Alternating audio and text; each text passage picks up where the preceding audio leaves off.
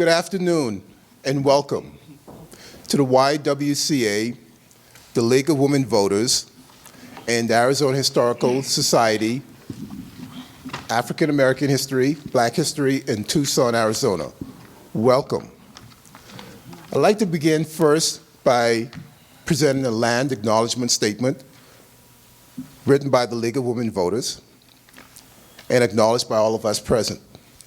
We respectfully acknowledge that the League of Women Voters of Greater Tucson is on the land and territories of indigenous peoples. Today, Arizona is home to 22 federally recognized tribes, with Tucson being home to the Tohono O'odham and Pasquayaqui people. We also humbly acknowledge that for most of its history, the League of Women Voters was not welcoming to women of color. To quote the CEO of the League of Women Voters of the U.S., Virginia Casey Solomon, even during the Civil Rights Movement, the League was not as present as we should have been, while activists risked life and limb to register Black voters in the South. The League work and our leaders were late in joining to help protect all voters at the polls. It wasn't until 1966 that we reached our first position to combat discrimination. Still, our focus on social policy was from afar, not on the front lines, and African Americans were shut out of the vision of the League. Thank you, and welcome. My name is Victor Boleg, and I serve here at the YWCA as the Dr. Laura Banks Reed Center for Gender and Racial Equity. The image that you observe on the screen is Dr. Laura Banks Reed, longtime Tucson resident, community activist, national leader. We welcome you today. I'd like to have our panelists introduce themselves, and I'll begin first with Donna Liggins. My name is Donna Liggins. I have been in Tucson for 60 plus years. I have worked for the city of Tucson for 43 years. Doris Snowden. Good afternoon. I think it's afternoon. I'm Doris Snowden. I've been in Tucson for 60 years. I moved here from Hilla Bend, Arizona. A lot of people say, you know, the freeway came through it, it bypassed our city, so it's not grown, it's shrunk. I moved here when I was 12 and lived on the south side of the town. Walter Hopkins. Good evening. My name is Walter Hopkins. I'm from the historical neighborhood of South Park, which was a blighted and stigmatized neighborhood. I'll elaborate later on that. Thank you. Thank you. Annie Sykes.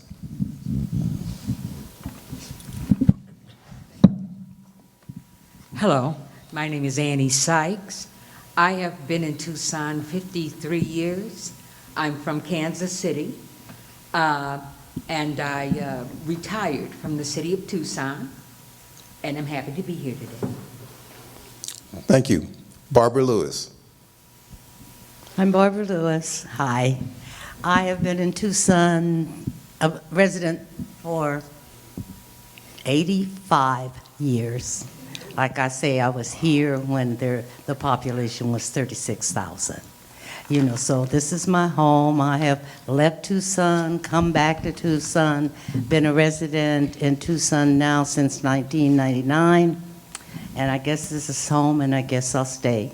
And I'm retired, but I volunteer at the Dunbar Pavilion. Thank you. James Christopher. Hello, my name is James Christopher. Came here from Texas. My mom was an asthmatic, and on the advice of the doctor, we relocated to Tucson. Graduate of Tucson High, NAU, and U of A. Robin Sparks. Good afternoon. My name is Robin Sparks. I'm not a native Tucsonan, but my father, Edward Sparks, was born here in 1937. He attended Dunbar School, graduated in the same class with Barbara. And I done all my education here. I went to high school, graduated from Greenfields, and graduated from the University of Arizona, undergrad and law school. Thank you for having me. Thank you. It's an honor for me to be able to pose questions to the folks that are here. Sorry, Delano Price. I'm not insignificant. Hi, good afternoon. My name is Delano Price, and my family moved here from the chocolate city of Gary, Indiana in February of 1959. I am a retired educator, mentor, volunteer, and a number of other things that come under the umbrella. Thank you. Thank you, Delano. We have such an esteemed group and a large group of folks that I want to definitely make sure I don't leave anyone out. And Delano, thank you. And again, it's my honor to be here today to be able to pose questions to the folks that are here. This is set up to be a conversation, you know, not a formal debate, not a formal presentation, but more a community discussion involving folks sharing their stories, sharing some of their background and history. To have this information recorded, you know, for folks to listen to in the future, to also learn from, you know, is of value.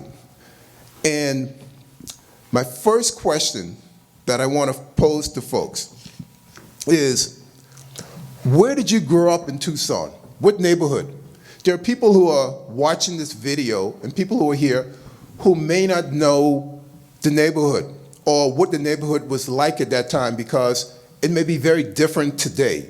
And neighborhoods have moved and changed. So tell us a little bit about what neighborhood you grew up in. What was it like? How was the diversity in that neighborhood, you know? Let's begin with Walter Hopkins. As I first stated, I grew up in the historical South Park neighborhood. At that time, South Park was 99.9% African American. And we can boast that we had 5 grocery stores, 5 restaurants, 2 service stations, 2 dry cleaners, and a few other things that I can't quite recall. But we were self-sufficient, similar to Black Wall Street in Tulsa, Oklahoma. We had the first national credit union, and Doris's daughter used to work there. Number. She knew my number. I just call her and tell her what I need. But I enjoyed it. Like I said before, to other people it was blighted and stignified. But I don't remember ever having a key to our house.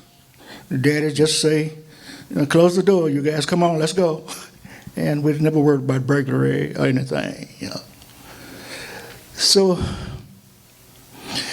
I could tell lots more, but I'll pass it on to someone else later. Thank you.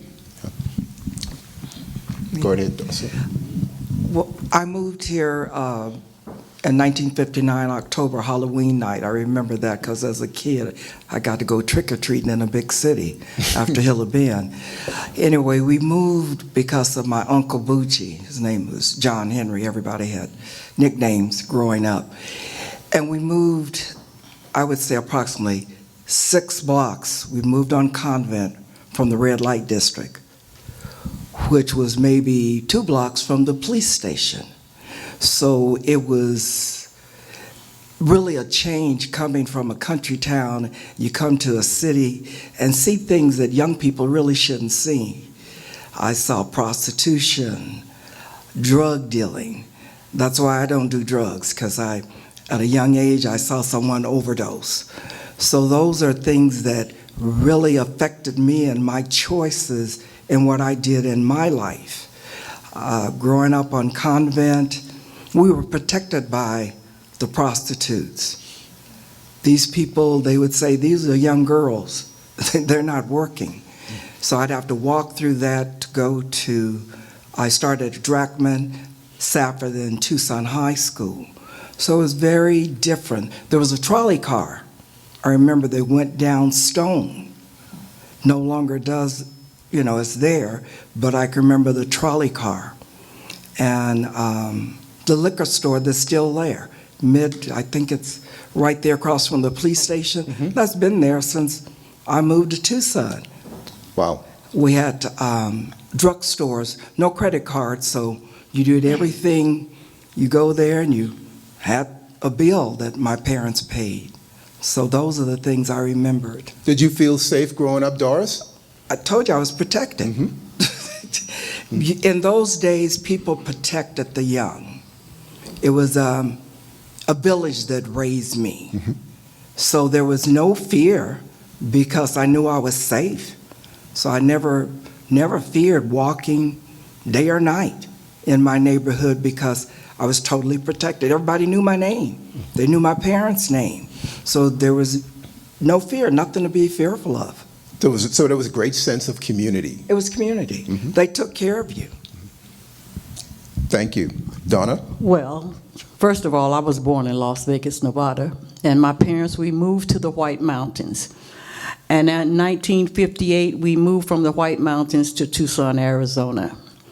I lived on what was called Sugar Hill, up on Waverly, up between 4th and 6th Avenue.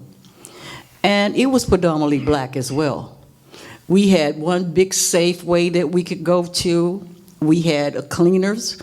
We had a black jewelry shop, not all in that neighborhood, but we knew about it. Mount Calvary was the oldest church at that time, and it's still there on Lester.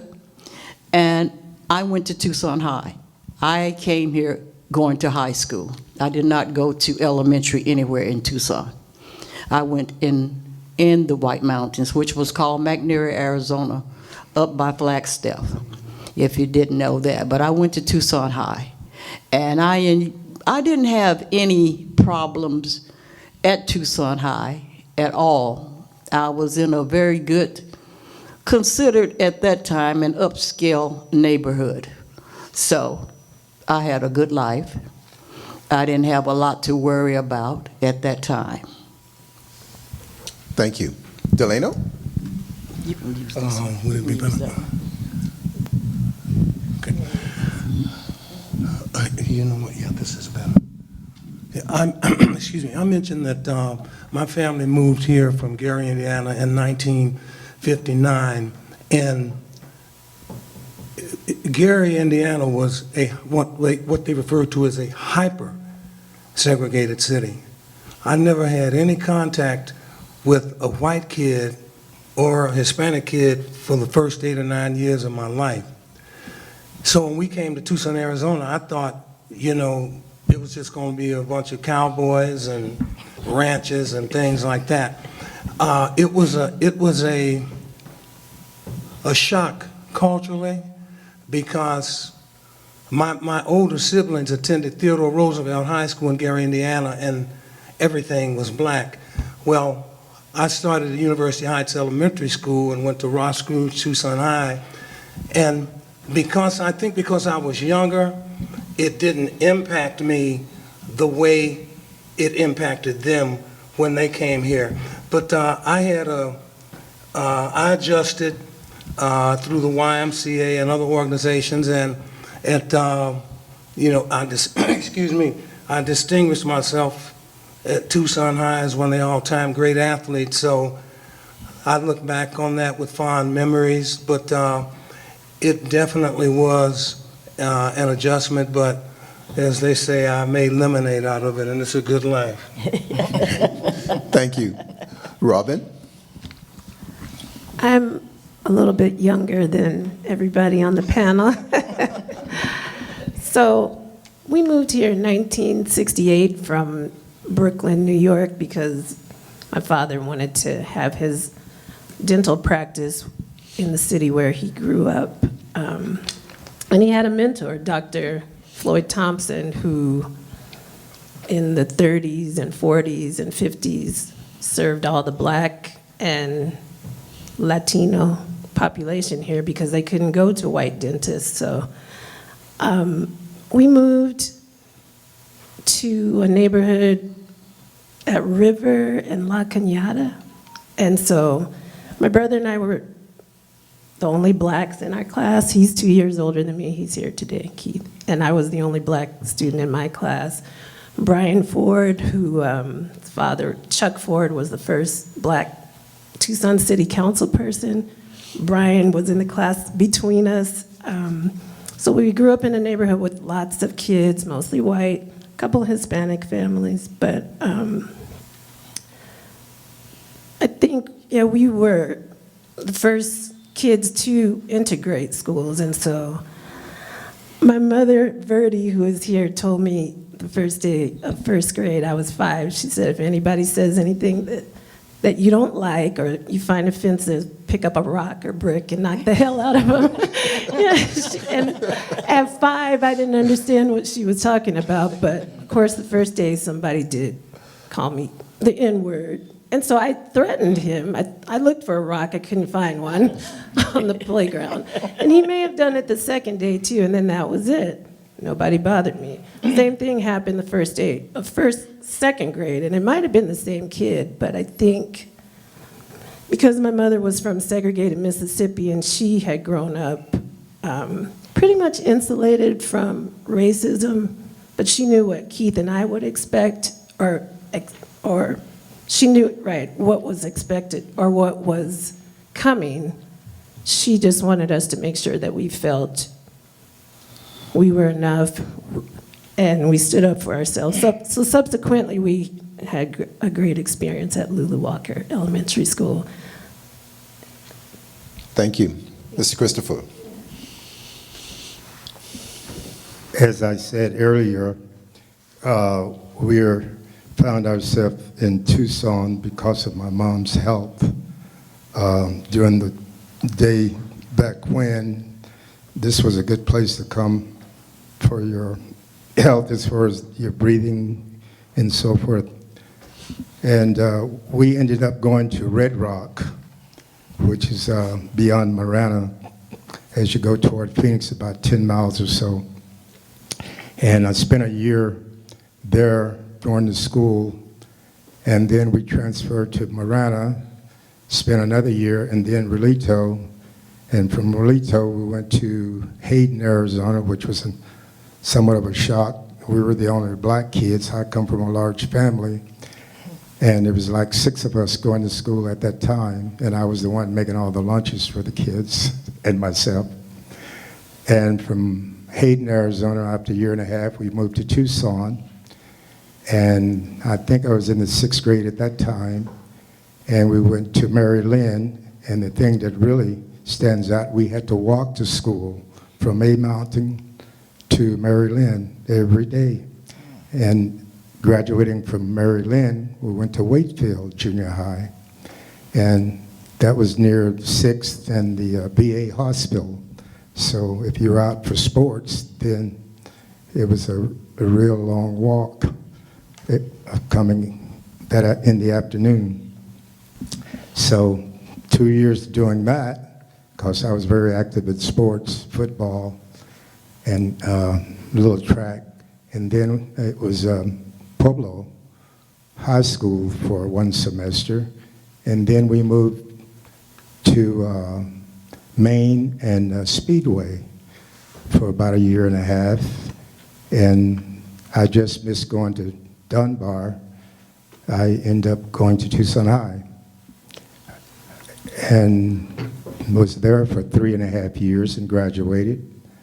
And I went in the military for 3.5 years, came out, and then I started my college career, went to AWC in Yuma, went to NAU in Flagstaff, and while I was there, I got involved with the Big Brothers. And Big Brothers was just taking off, so I was hired as a student to help develop the program. And I also took on a little brother, and when I graduated from NAU, I enrolled at U of A and spent 2 years working on my upper degree, and ended up getting a specialty in corrections and MPA in public administration, business and public administration. Now, before you go on, Mr. Christopher, I want to hear a little bit about the neighborhood. What was the neighborhood I'm like? getting to the neighborhood. Okay. So that's out of the way. The neighborhood was, I was very conservative and reserved, which I'm still that way pretty much today. We played among ourselves. Like I said, we had a large family, so we didn't do too much interacting in the neighborhood, especially at A Mountain. We would play ball, and like I said, we walked to school back and forth every day, and we watched a lot of TV, and occasionally went to the park there at A Mountain. And then we ended up living in South Park when I was in high school. Likewise, I didn't get out very much, and we spent a lot of time watching TV. And as I progressed and went in the military, and after that, the school, I was gone, so I didn't really do too much interacting in the neighborhood. Okay, thank you, thank you. Barbara? Okay. Well, my folks, we came to Tucson going on our way to California. And I never asked them, but I believed they stopped here because they ran out of money. So our first stop was A Mountain. And they met friends there, actually, some nice people, the Webbs. And they told my father about a job at Consolidated, which eventually ends up being Raytheon. And he got a job there. My mother was a cosmetologist already, so she could do folks' hair in the neighborhood. Now, A Mountain, when I say I grew up with intimately with the cactus and the dust and the dirt, I did. And though the houses were so far apart, getting to somebody, even if you had a friend, you had to walk down the hill, up the valley, over the way, and you could see them. It was, but it was nice. Everybody knew everybody. Christmas time, I remember, even though they were far apart, folks could run back and forth and borrow sugar, get a couple. We ran out of sugar, do you have that? This kind of thing. In the daytime, all the men were at work. The women could run, it was hot. They could run across and visit each other in their underwear because nobody was driving out there. This is really, to me, it's almost like chuck wagon times or something, but I do remember it and I liked it. So then my mother decided she wanted a beauty shop downtown, and my father thought he'd try his hand at a barbecue joint. So we moved, they rented the space for both those things, those businesses on Mesilla Street, which is on that plaza that they tore down, that plaza. And my mom's beauty shop and my father's cafe was on the south side of it, and El Charro was on the north side of it. And so I remember just having to run across the street 1,000 times to get food for mom's patrons at El Charro because they wouldn't let blacks come in and sit and eat. But I'd run across back and forth, so they knew me. We almost knew everybody downtown. If anybody knows these names, you'll know. So our house on Mesilla was around the corner from Ronquillo's Bakery and Tito Flores' drugstore. Anybody know those names? Probably, surely you don't. But those are old, they're gone, but they're in the history books. If Tucson history, if you read it. So then, so while we were downtown, everybody kind of knew we kids because we were everywhere. And a lot of times mom would say, go to the movie. So we would go to every movie in town, and I think downtown there were about 5 of them, till we end up at the plaza, and we couldn't speak Spanish, but we go in anyway and watch Cantinflas. And it was just like that.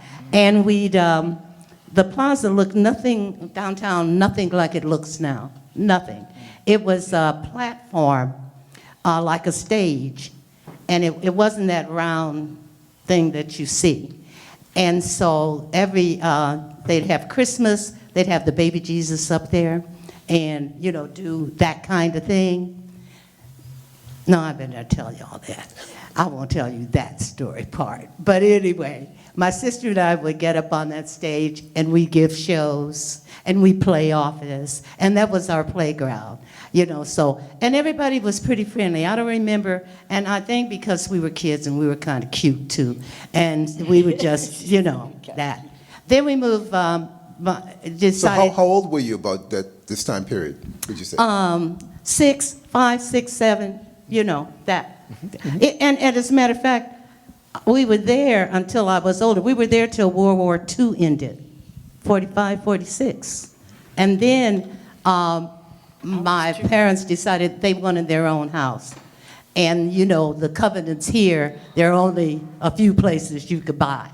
So moved back to A Mountain and bought land there, and they built their house. And I can just say, A Mountain to me was then, I don't know, it was just, like I say, a friendly neighborhood. And I'll take another time to talk about school. Okay, thank you. Annie? Oh, I'm sorry. Well, my roots aren't as deep as these people on the panel. I came here in 1973. I had just finished an associate's degree in Kansas City, so I was looking for some place to come to finish my degree. And plus, I was engaged to a man who came here, Ernest Lewis, and he was expecting me to come. So I get on the plane, and I came to visit first. And I saw my first lizard, and I was like, that scared me so bad. And I'm from Kansas, and Kansas is green. You don't see little things running around like that. And then getting off the plane, you got off on the tarmac. You didn't have all these little things they got now. No. You got off on the tarmac, and you could actually see the heat waves coming off the I don't know if you've ever seen a movie where they show you that the heat waves were just coming up off that tarmac. That's how hot that tarmac was. Yes, it was. And so we lived on Forges, which is down from Willie Burke Park. It was those duplex. It was called Sunland Gardens, I think it was. Mm-hmm. And so we moved in there. And then he was working for the city of Tucson, and I got a job with Pima County Juvenile Court. And I became a detention officer at Pima County Juvenile Court. And long story short, we decided to purchase a house from on 1901 East Duval Vista. The house is still the first house there in Western Hills. And it was, I can't even think of John, he worked for the city too. We bought from this couple. So that was when we bought our first house and settling into Tucson. I did have a child when I came, and she was having to go to the schools off of 36th Street and go to the daycare over off of 36th Street. So that was my foray into coming to Tucson, Arizona. I had never heard of Tucson before I came here, but it was quite an experience. Thank you. I know you want to, but I want to say, didn't you Sparks' own Western Hills for a while? Yes, you did. Didn't Well, you you- move your farm from Western, sell that land? Yes, you did. Pueblo Gardens. Okay. Explain to the audience, because everyone's not think- necessarily following. So Robin, go ahead and explain. Yeah, I think it's only a portion. It wasn't. Well, it was big. Okay. I My, just thought that's worth a mention. yeah, my grandparents moved here. I'm not sure what year. I just know it was before 1937 because my father, who loved Tucson, he's the only person in our family that was born in Tucson. There was no one else. So my grandfather bought a large portion of land. I don't know how many acres. Do you know, Keith? No. Yeah. I don't either. But Dale Webb, who was, I guess, one of the first neighborhood developers in the West, right? He approached my grandfather and other people, it wasn't just my grandfather, to purchase a lot of this, well, all the land my grandfather owned so that they could build Western Hills. And my grandfather kept telling him no. He told him no multiple times, and then he finally said, if you will take my house brick by brick and move it to this other piece of land that I own or I'm about to purchase, then yes, I'll agree to it. And so Dale Webb Corporation, they did agree to it. And so my grandfather moved to River and First Avenue, and that's where they lived. Subsequently, that caused my uncle and my father to be the first black people to go to Amphi High.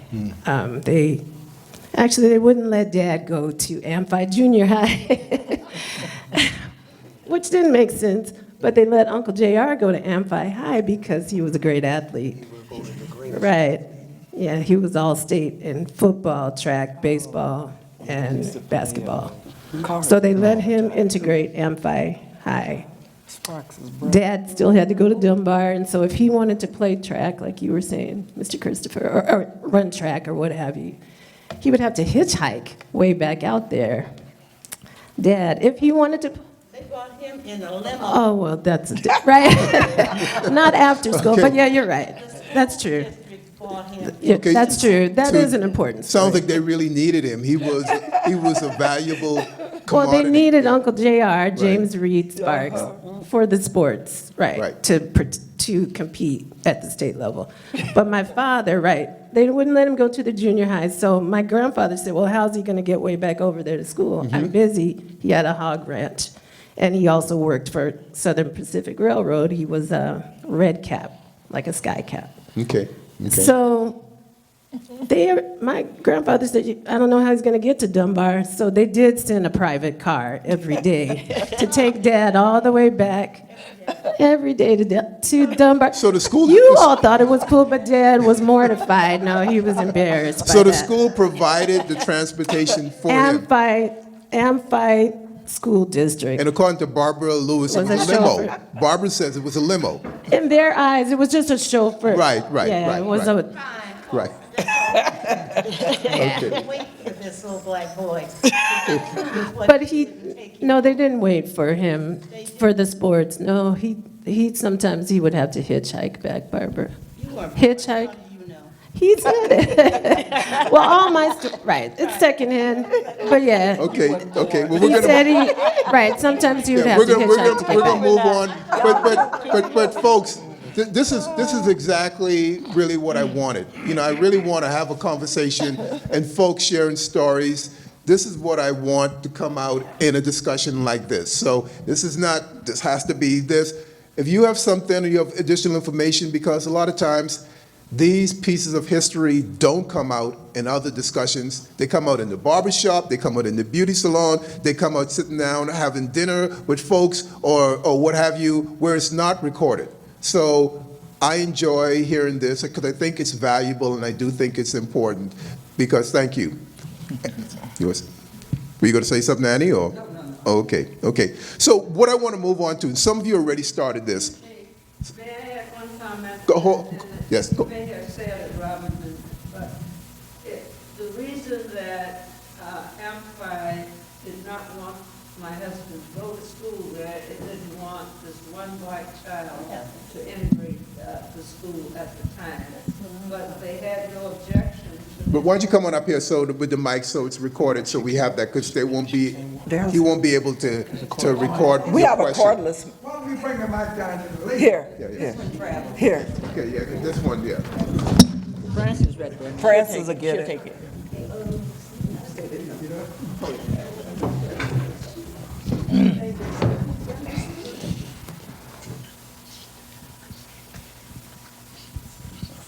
But what's interesting for me is that they had no objection to his brother, who was in high school, integrating the Amphi High School. And I think, again, was motivated because of his athletic skills.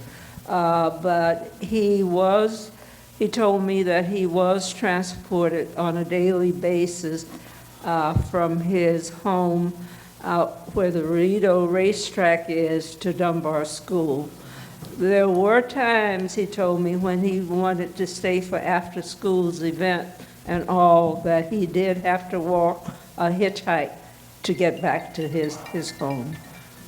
So that was all I wanted to add to that. Yeah, it is. Well, thank you. Thank you. Barbara said she was. Barbara said she knew. Thank you. She been classmates, her and Ed Weiner. Okay, so do you have something you want to add, Delano? Okay. Well, I was gonna Go ahead. put the mic down. Yes. I will say, as a sports historian, he was voted as the greatest athlete in the history of Amphi High School. J.R. Sparks was. Wow. Thank you. So some of you have already started to delve into this or shared some information, but let's hear what school was like on a daily basis. Some of you dealt with segregated schools and or were the first to integrate. What was that experience like? What was it like in Tucson? Most of your neighborhoods were pretty diverse that you were coming from, but let's hear a little bit about that and share that. Let's start with you again, Mr. Hopkins. Repeat the question again. Okay, yeah, school. What was school like on a daily basis? What was your school like? Was it a segregated school? Was it integrated? Were you one of the first to integrate? What was that experience like? What were your teachers like? You know, were there any teachers that stood out? You know, that made a difference or impacted your life? Well, I didn't say before, but when we first came to Arizona, we lived in Marana for a year. So I started to school maybe the second or third grade, maybe fourth grade in Marana, where Mrs. Maxwell was the teacher and the principal. I can't This is remember. Mrs. Morgan Maxwell. Mrs. Morgan Maxwell. Okay, and Mr. Maxwell was the principal of Dunbar. Right. Correct, okay. His wife. So my dad moved to Marana from Texas, and he was unskilled and to work on a farm. So, cotton farm. So my dad would have starved us to death trying to pick cotton because he could not pick cotton. So he moved to Tucson. He got a job at Grand Central Aircraft Company. That was similar to Hughes or Raytheon then. But good jobs like that didn't last long, so he got laid off. We never got a good job. He never got a real good job before. So we moved on South 10th Avenue, and that's when I started to Safford. My sisters went to, what was the school that you went to? Dragman. Dragman. My sisters went to Dragman, and I went to Safford in the 7th grade. And, well, I didn't feel really any different. I had no complexes or anything. Most of the students were Hispanic. I think they probably only had maybe half a dozen white students. And it was, I really didn't have any problems there. And I was really a sleepy kid. I would daydream a lot, and I'd sleep a lot in class. So one of my teachers, I liked her and she liked me, and I thought I was her favorite pupil. But when it came time for you to make decisions on classes to take, like if you want to go to college, she told me that, well, you don't have to take this and you don't have to take that, so you probably won't want to go to college anyway. And since I was her favorite pupil, I thought she was doing me a favor. Don't take this kind of math and that kind of math, you know. So that's what it was like with me going, prior to going to Tucson High. Okay, thank you. Okay, Doris. Like I said, I moved here to Tucson when I was in the 6th grade. In Hilla Bend, I started in a one-room segregated schoolhouse with 2 teachers. We had the principal and a teacher. And after they integrated our school, and when I was in the 2nd grade, Mrs. Heidi was my teacher. The teacher and the principal, Mr. Taylor, they put him in a building outside of the schoolhouse. Mrs. Arcella had to become a cook in a restaurant. So anyway, when we moved here to Tucson, I went to Drachman in the 6th grade. It was predominantly Hispanic, very few whites. I don't remember seeing any white people. I had them in Hilla Bend, but not in Tucson. And so it was predominantly Hispanic. And going on to Safford again, it was predominantly Hispanic. And the one thing I remember about Safford is that the Hispanic kids that didn't speak English was put in a basement and special ed. I didn't understand it then, but because they didn't speak the language, they assumed they were special ed students. And I didn't get another black teacher until I got to Tucson High, Mr. Preston. I was so impressed. I was in love with Mr. Preston. He was my biology teacher. And Irma Jean and I remember I would break in brownies and bring it to school, because it was so nice having a black person finally, after being from, say, my 2nd grade to my 9th grade, to finally get a black person. And Mr. Preston was such a good teacher. It was just a joy to have as my instructor. And I don't think I got another black teacher until I got to Pima College. So back in those days, we just didn't get the luxury of having black or brown teachers, to tell the truth. It was white. I remember at Tucson High, my English teacher, Mrs. Wordsmith, so you can remember people, I wanted to read Uncle Ben's Cabin. She says, "Oh no, we can't read that." I didn't understand why, because it was about a black person. It would offend the other students. Uncle Tom's, well, what are Uncle Tom's? But anyway, we couldn't read black literature. So I do remember that. I was a poor test taker, so I remember I was put in special ed like classes. What those kids took them 5 days, I learned in a half a day. So I used to do a lot of ditching in high school. Really, they couldn't teach me nothing because I knew everything. And it was in the 11th grade that Mrs. Wordsmith finally said, "You're in the wrong line of classes." Like you said, I believe what the teachers, my parents didn't question it. So I got put in regular classes. That was really hard because I wasn't prepared for regular classes, having been in special ed classes all this time. And I didn't question it because it was easy. A child ain't gonna question what's easy. It was like, okay, I can learn this. But I just remember that. And Tucson High at that time, we had I would say the poor kids from the south side and the rich kids from the east side, but we all really got along well together. I still go to class reunions and remember the cheerleaders, because there was no black cheerleaders in my days. Like you say, they used the boys in sports. Yeah. I call it prostitute 'em, because unfortunately, a lot of those kids that went on to college didn't finish college because they were not prepared to be in college. That's what I saw working at Pima College. They just weren't prepared, but the school used their skills. Thank you. Yes. Well, for the first, I would say, up to the 6th grade, I had all black teachers. I was in McNair, Arizona, but when I came to Tucson High, it was already integrated. I didn't have any problems at that time. And we all, as Doris said, we all got along. I didn't have any incidents with anyone. Well, I take that back. I had one. I had a fight at Tucson High with a classmate.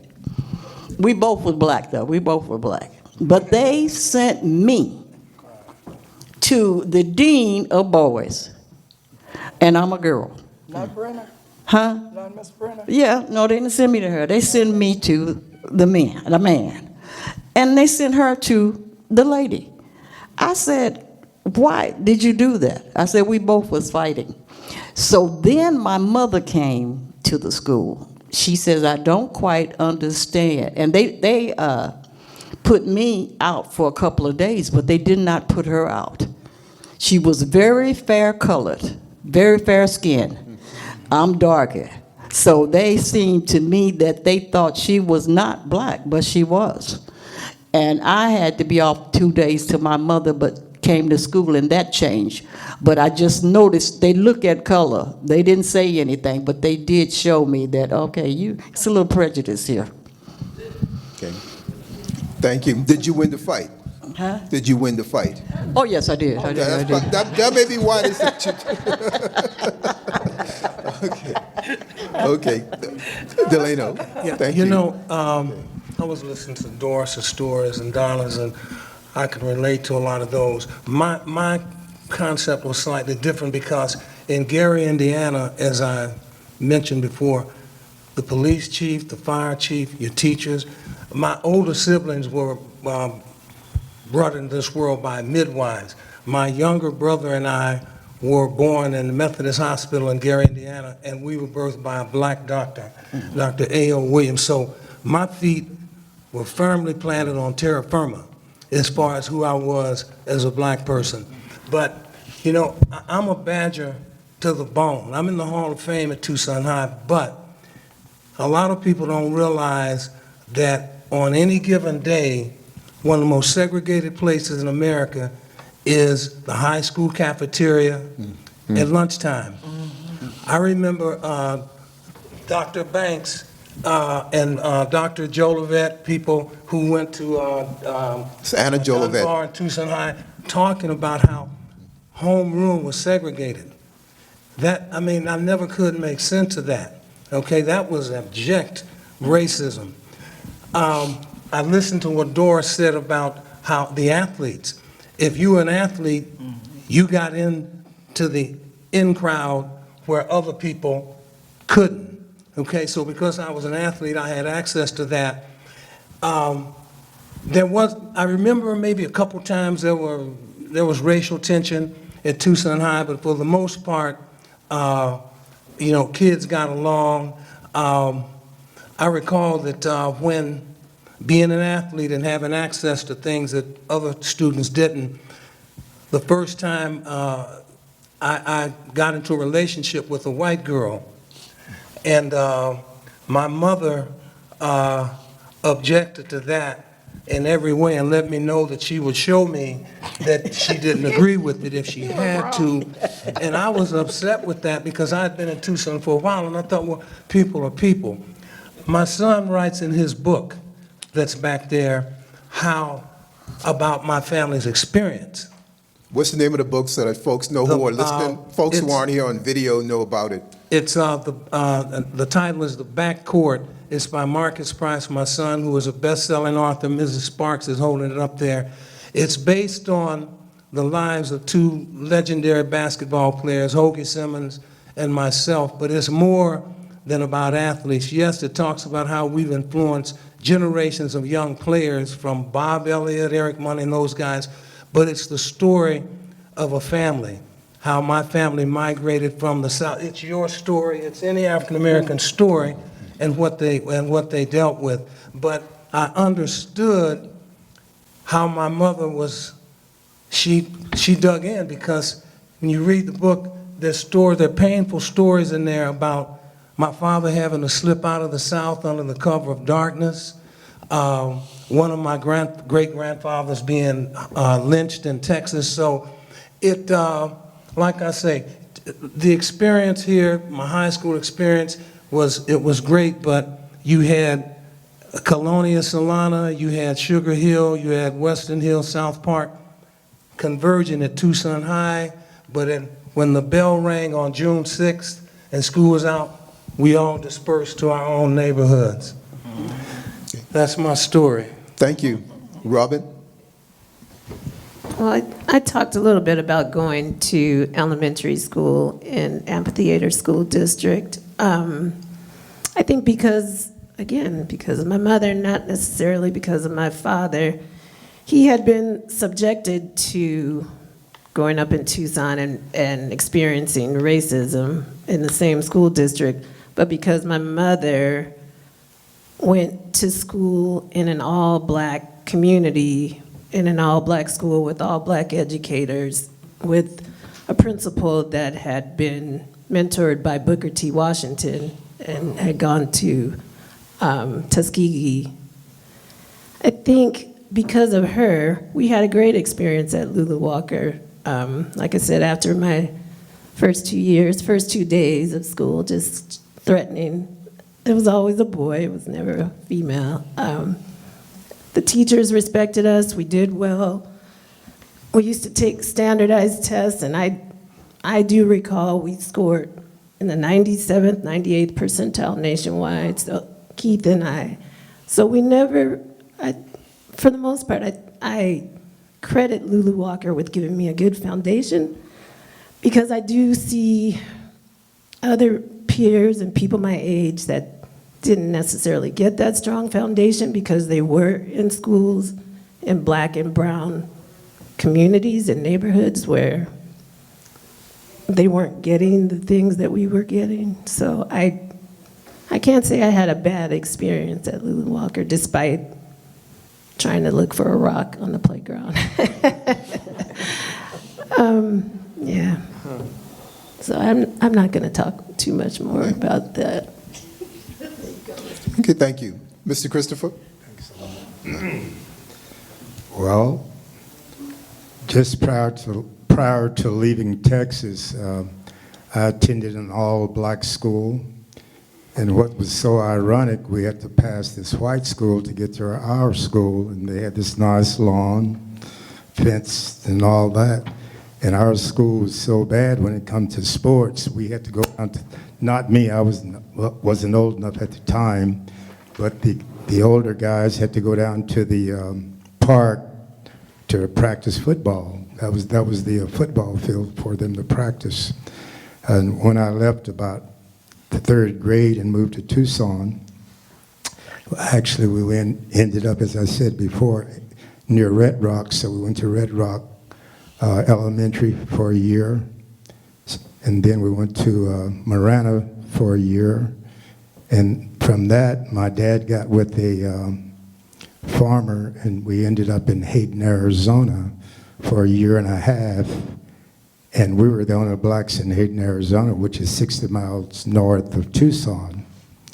So after a year and a half there, then we moved to Tucson, and that was at A Mountain, and went to elementary school, Mary Lynn, over at Mission and Ajo for another half a year, I believe, and then on to Wakefield, which is near 6th and the VA hospital.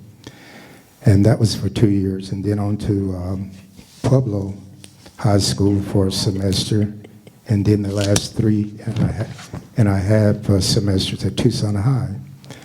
But during all that time, it was a change coming from an all-black school where we had the strap and all that. They did whippings back in the day. And my teacher, Mrs. Geneva, of course, she's no longer with us. She left a bearing on me. I had a couple. She would always get on my case because I was very shy and very withdrawn, which it carries over today to an extent. And so I made it a point to look her up after I was grown and had kids, and she couldn't say enough about how happy she was to see me. It just filled my heart to no end, to know that she thought that much about me, and she said that's why she stayed on me as much as she did, because she knew I was going to be something and I had it in me. So she knew more than I did. But anyway, when I was in high school at Tucson High, we were talking about blacks. The subject came up in history, I believe it was, and they asked me, the teacher asked me what was my views on black history, and I told her I didn't have any, because I didn't want to talk. She said, well, you should, because you're black and it concerns your race. And moving forward today, I do have a museum, and I do travel throughout the city and out the state, and I do, to the kids, I got to say show and tell. I made a mistake and said lecture to one little kid. She told me she didn't want me to come if I'm on a lecture, but it's okay to come and talk. So I take it one better and I say show and tell. So that's okay. So what I do, collect black memorabilia, and I do the research on it, and I show it and tell about it. And that's what I've done for the past 30 years because of that one teacher I had that kind of got on me for not speaking up. And the other teacher that I had at Tucson High, Mr. Todd, he was force to be reckoned with. He not only taught, but he would get on you when you wasn't trying to learn. And I remember this one kid, he would be on him all the time. He said, look at yourself like a jar of knowledge. You take your cap off when you come in and get some knowledge poured into that jar. And then when you leave, you can close it. So what really got me, and I was really heartfelt, is when I was in grad school at the university, I got a call from him. It was about 5-6 years after I had graduated. And he offered me a job teaching woodshop for a couple nights a week to educate the community. And of course I took it, but just the idea that he would have that much faith in me, he didn't meet me or nothing. He just said, pick up the key in the office and have at it. That was it. So I did that for a couple of years, and I never forgot that. Thank you. And I love to reminisce. I go back even to Texas where I'm from and look up people, and they remember us because we had a large family, 15, and one was stillborn because the doctor and midwives, as you made mention of, they didn't realize my mom was with 2 kids. So they left the second child, my sister, in my mom's womb too long. And she ended up, when they realized that she was with 2 infants, then she was stillborn when they realized that she was with the second child. So overall, the school experience was a trying experience, and the reason I tried so hard to be an achiever, because when I was growing up in Texas, we had to say yes, sir, and no, sir, and I just hated that. And I said, one day, they're going to be saying yes, sir, and no, sir to me. And now that they're doing that, I don't know if it's my age or my education or my stature. I think it's all of the above. So as a reminder, so we have several questions. I'm going to ask folks just to pick it up a little bit. One of the constant themes I'm really hearing too is really the impact of educators, on our lives. From Doris's point, the fact that you weren't able to read certain books, and I wanted to jump in and say, welcome to 2025. Because as things change, the more they stay alike, right? So, Barbara. Okay. Well, I attended the great Dunbar School here in Tucson. Now, honestly, I am so happy I was here to do that. We had some of the best teachers in Tucson. For a junior high, the teachers that came all had to have a master's or better. They insisted upon it. They taught us, they cuddled us, they were like family. Actually, everybody in town, the teachers and the parents, they were kind of like friends, and it was like everybody knew everybody. And to me, look, I'm still at Dunbar. So to me, it was a wonderful experience, and I'm so happy. And I can say that clearly, I really feel saying this, 45% of the students there achieved highly. Well, we're starting a legacy hall at Dunbar, which will be in the newer building.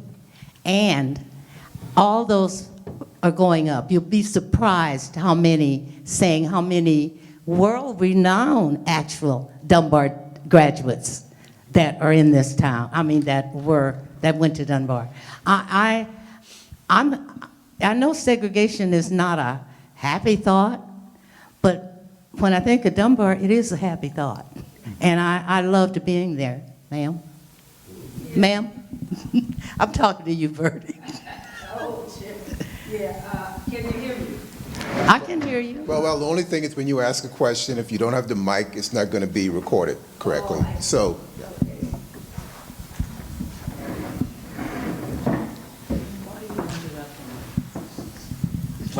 Yeah, I'd just like to share that, a comment that I heard one of the graduates of Dunbar said years and years ago. And I think a lot of you in the room know this person because he had a pretty high profile in Tucson. And he said after the schools were integrated in Tucson, there was not one black leader that came out of those institutions. Now that raises the question, do you think that the students were dumber? Or do you think it was the environment that where you were appreciated, expectations were made of you? And when we went into the integrated school system, we did not necessarily have that kind of environment that helped children develop their self-esteem. I believe that. Great question. Great question. Somebody want to respond? Go ahead, take the mic. There's a mic right there. Go ahead. Oh, I would say that when you look at segregation, it wasn't all bad, because when we integrated, our teachers that, like Barbara said, had to have master's degrees to teach, but yet they could not teach the white kids. Because you can go into being a teacher with, yes. They didn't have to have them. But the majority had them. Maxwell insisted they had. Yeah, they didn't have to have them, but I'm just saying. Yeah. So let her respond and they'll pass the mic back. Yeah. Okay. They may not have had to have them, but they had them by the requirements, because as black people, we understand we got to be twice as good in any position that we're in. And I want to say, you know, I moved from Texas to Pillar Bend was because of cotton and the railroads. Went back home to Texas, to where I was born, because again, segregation was going on, and my mother went back there to have me because my two brothers were born in my grandmother's front room, C-section. You can imagine that.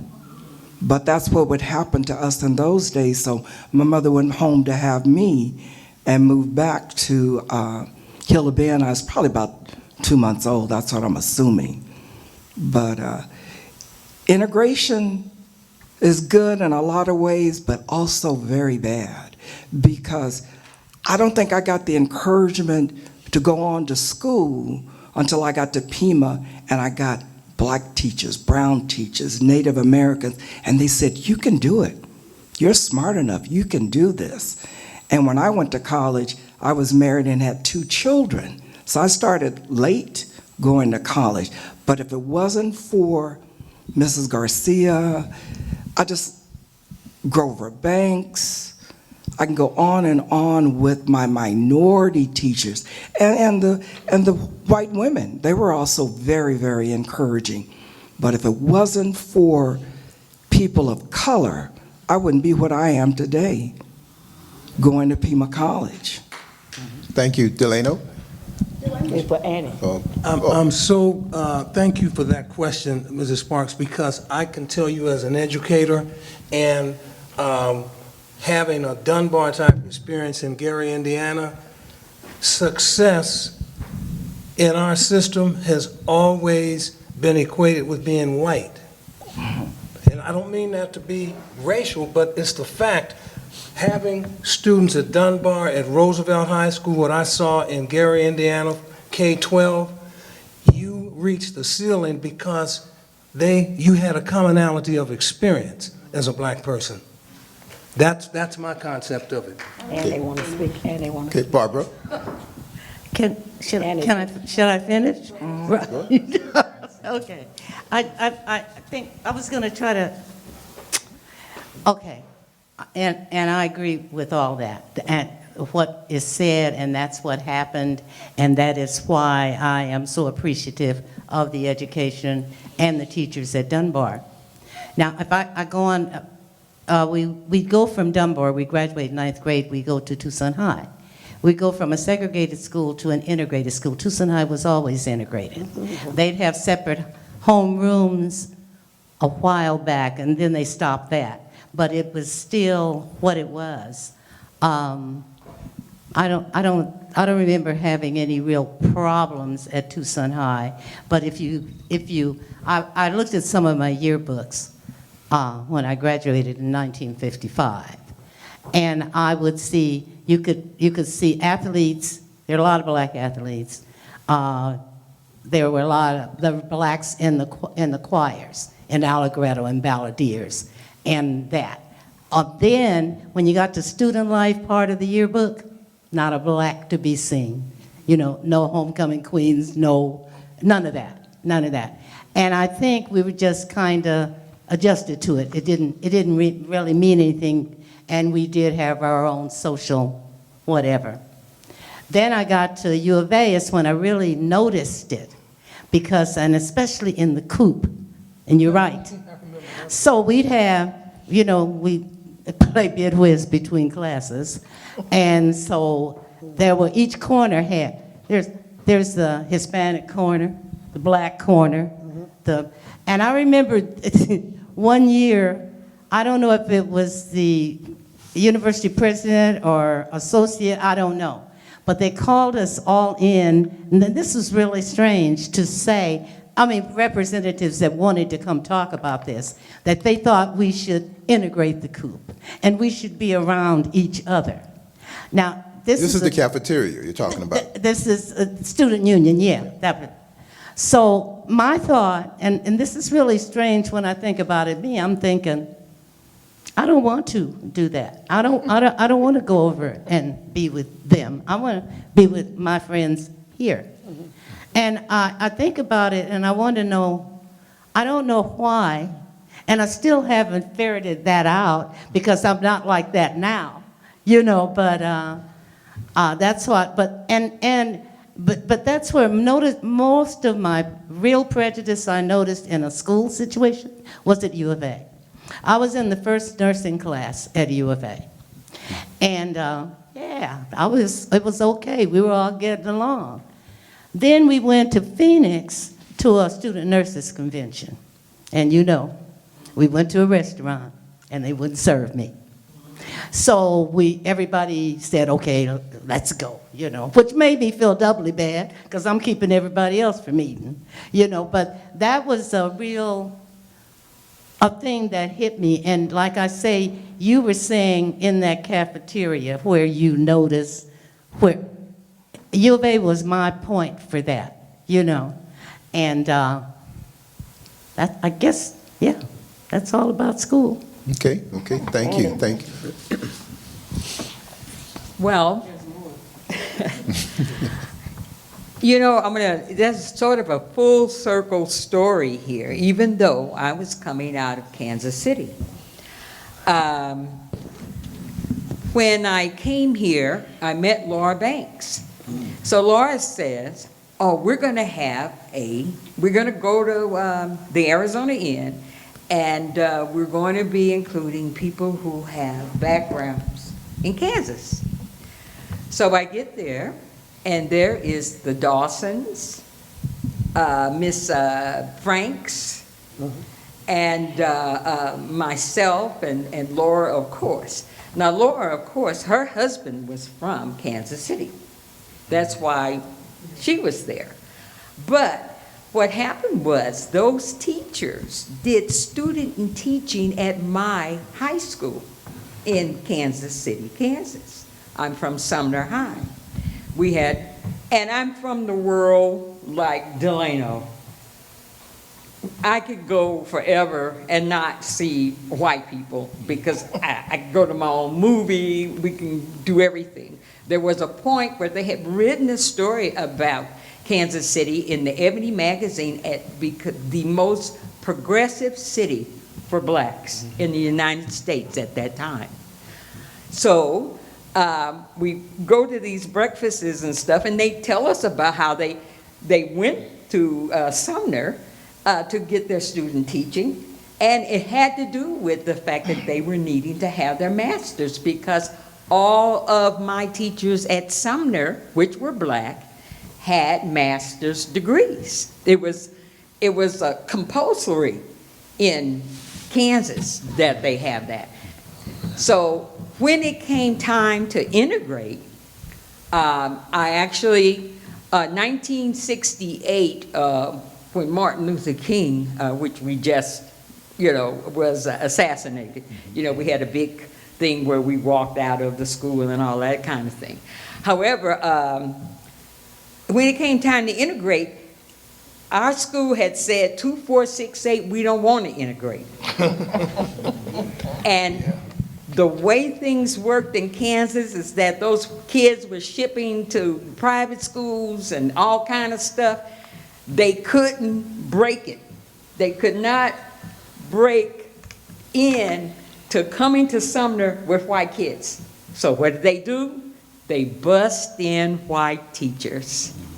Wow. And they integrated the staff.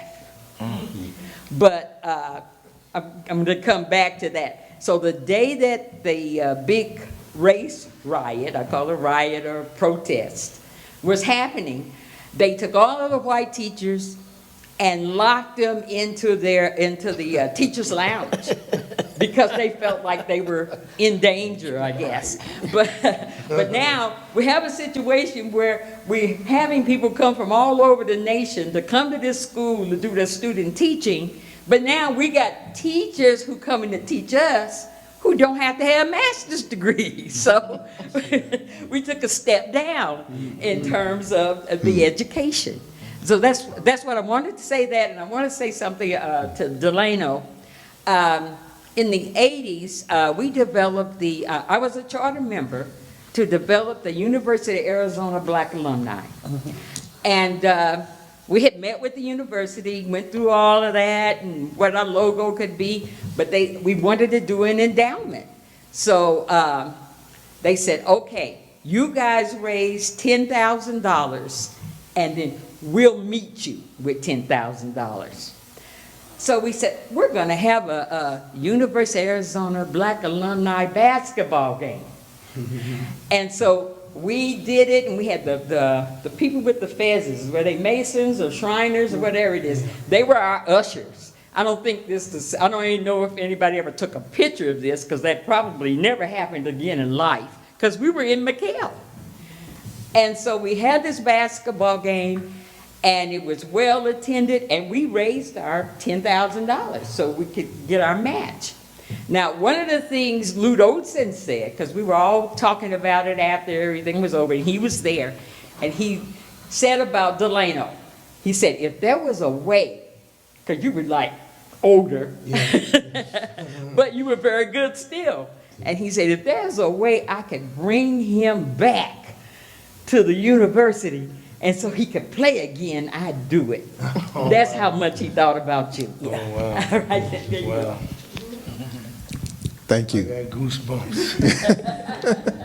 It's a great compliment, Delano. Wow. Okay, so one of the things I want to touch on next, and some of you, have brought that up already, and so we're sort of winding down a little bit, but talk about your work experience in Tucson. What was that like? Getting employment in Tucson, the working community, and at that time, and how difficult was it getting a job? How difficult was it trying to help to support your family? What have you? So, I keep coming back to Walter Hopkins, because it seems like we start with you, and it's a long time before we come back to you. So I feel a little guilty, but I want to hear from you, because all of you on this panel today are esteemed individuals who've accomplished a lot in life, and a lot of folks don't know everything about you, and we only have a limited amount of time. But I want you to shine a little bit. But tell me a little bit, Walter, about your first work experience. What was that like, trying to get a job in Tucson? Did you have to leave and come back? What have you? Yeah. Let me see. My first job in Tucson was when I was 13 years old. I was always small for my age, so I came from a family that had good work ethics. So there was a gentleman who was a farm contractor named James Kane. He lived over near Friendship Baptist Church. He had a bus.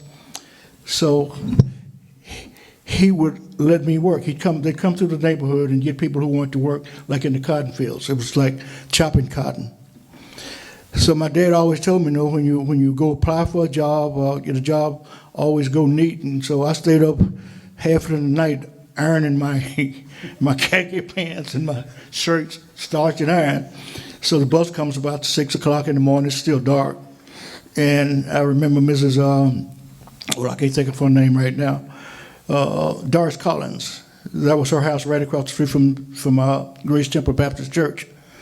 So she saw me all dressed up, and she said, "Son, where do you think you're going?" And I don't know what I said, but I understood what she meant later, because out there you would be getting muddy, and the chlorophyll from the grass, the cotton and stuff, had probably khaki pants like I have here now. They were all green, and it was hot. And sometimes the cotton would be as tall as a 5 or 6 feet a person. So that was my first job. Then after that, I became a shoe shine person on Meyer Street in a hotel called Superior Hotel. Now this is something that's left out of history too. It was either 2 or 3-story hotel owned by black people. And I've Googled it and tried to find it, and Barbara probably knows what the hotel was. And it don't exist. You probably have to do a lot of research if you were to find it. Now, Mr. Carrier, Elmer Carrier, who was one of my teachers at Safford, he told me that his father owned it at one time. And I heard there was another gentleman from Texas named Beecher Thomas, who was supposedly a millionaire around here, that he owned it. So anyway, there was a shoe shine parlor in the lounge of the hotel. It was a bathhouse and a hotel. So a lot of times the people would come up from Marana and places after they'd worked in the fields to take a shower. They would buy new clothes and come over and take a shower. So there were other guys. It was about a 6-stand chair. So there were other guys my age worked in it too, but all they wanted was to get chauffeur to go to the Lyrics and the Fox Theater, but I'd stay there and work. So Mr. Robertson put me in charge of keeping the soda machine filled and collecting the money. And I never cheated him out of a dime. I kept, record of all the money. So anyway, he told me that if a person comes in here and they want to take a shower, he said, give them this towel. And back then, they wouldn't tell you really what's going on. Older people wouldn't tell a youngster before his time what was happening. So I noticed, he said, and if a guy comes in, and if there's a lady with him, you give him this towel and that towel. So I didn't know what was going on. I just did what he said. So they would go upstairs. So when they come down, I noticed they'd both be smiling.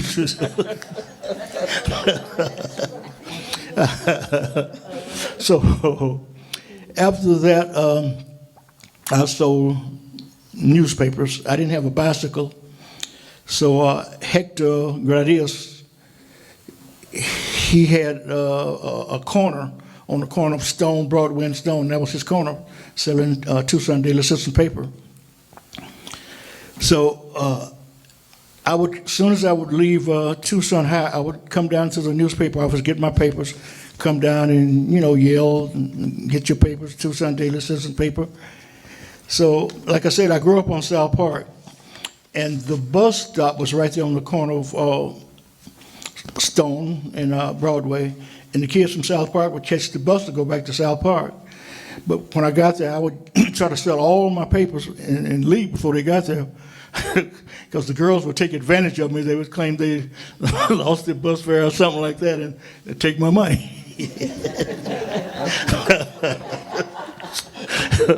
and I was easygoing. So, so I can kind of identify with the ordeal of supposedly set the Pioneer Hotel on fire, because I would make sure that I sold all of my papers. If it took me to 10 o'clock, I would sell all my papers, and I would walk all the way up to the Rialto Theater and back down to the Pioneer Hotel, and I would go in. Probably they were having meetings and stuff, and I probably took a donut off the table. I can't remember. So I can identify with him because it probably could have happened to me if I'd have been there. I could have been the scapegoat, So We're talking about the young African-American man who was accused of starting the Pioneer fire, and then later he was acquitted, and the story also in 60 Minutes and what have you, and then they were trying to, I guess, bring charges back again and whatnot, yeah. Yeah, that was Lewis Taylor. Yeah. Native American. Yeah. So that was my job. So after Tucson High, I went into the military because I wanted to get the GI Bill to be able to go to school and whatnot.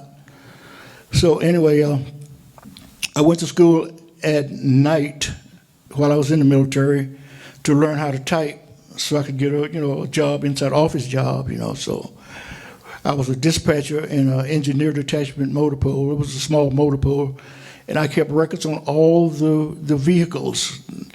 It was either 3 months or 3,000 miles where you deadline a vehicle for major ordnance. Other than that, just to change plugs and stuff, we had a little shop across the street. So anyway, making a long story short, I'd worked around vehicles. So when I got out, I thought that I applied for a job. I went over to Paulin Motors, and I walked through the showroom, and it seemed like an unbusy day. All the salesmen sitting around the table.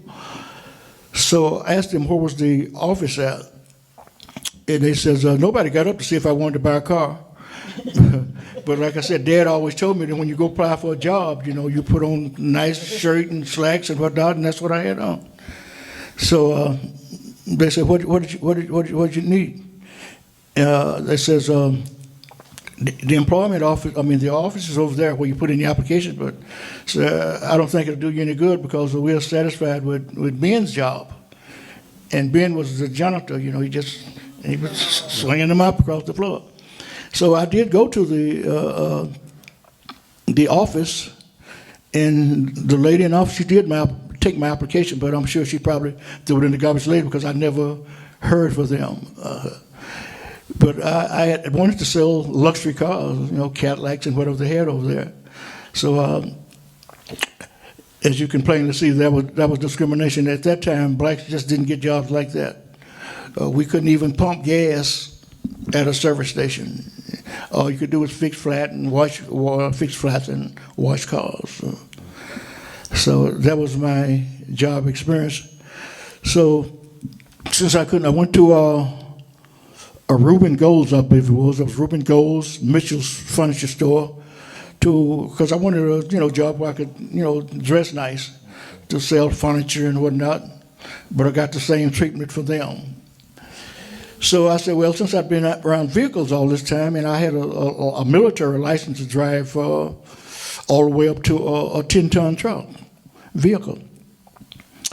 So I saw an ad in the paper at Haskell Linen where they needed a delivery person to drive a truck.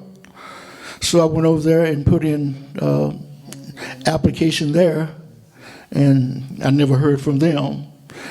So I saw that I was not going to get a job, and that's when I went and enrolled in Tucson Barber College. So I really never got a chance to get a job. I've worked for myself as long as I can remember. I never worked for anyone else. So that was my experience at jobs. Thank you. Thank you. Doris? I want to say Walter had a clothing store, men's clothing store, as part of his barbershop. I think back to my first job was ironing. My mother used to take in ironing, so that's what I did. And I had maybe a job at a grocery store, but the job that I had the longest was working at Pima Community College, which I truly loved working there. And it was a very good place, like I say, to work. So I did 30 plus years at Pima College, got my degree from Pima, transferred to the university and got my master's and undergrad from there and went to NAU as well.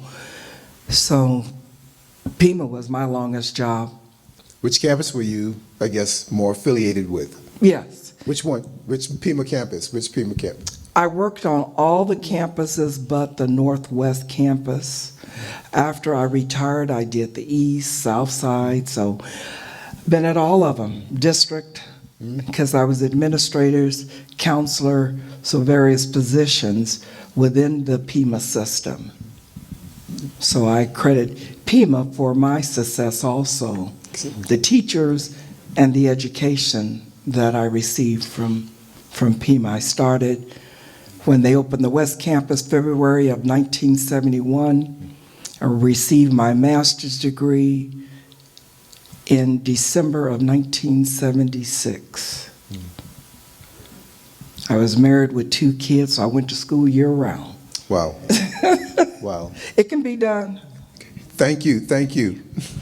Well, my work experience started in the hospitals, but I was kind of young, and I was 18, but I had a little problem. I didn't take too much stuff. You couldn't.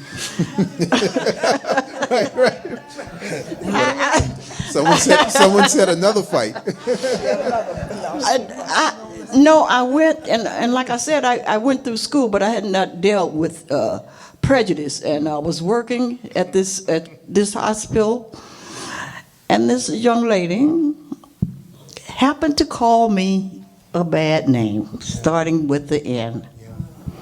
And before I knew it, I had hit her, and she hit her head against the cabinet. Then I went into the office. I said, I really can't work here. I just can't, because, things happen here. I just can't work here. And then the lady said, well, why? I said, well, I just can't. And we went back to the room where me and the girl had it wasn't but one lick. I hit and she fell. And we went there, and she was there, and she was still kind of dizzy. And the nurse said, what happened? She seen me, and I think it scared her. Because then I quit, because I said, she's going to tell that I hit her. So I just quit. I said, I just can't work here, But she didn't say anything, because I think I scared her too bad. I just think I really scared her, Then I went over to TMC. I was working. I was a nurse's aide at that time. I went in to take care of this gentleman. He was an older gentleman, very sick. He told the nurse that I hit him. That's when I really found out how prejudiced people were. I didn't know that until then. Because Floyd Thompson had told me, Donna, go here, go there, but I had not experienced that. So when I went in there, he told the nurse, because I was black, he didn't want me to wait on him. That was the problem. So he told the nurse that I slapped him. I told the nurse, I quit, but if I had slapped him, I bet you'd have found him dead, okay? So then I went on. I got a job with the city in 1968. And I worked there I worked there 43 years, and that was my last job there. And after that, they named the building after me just a little before I retired in 2010. Thank you. And that's the Donna Liggins Community Rec Center. Yes.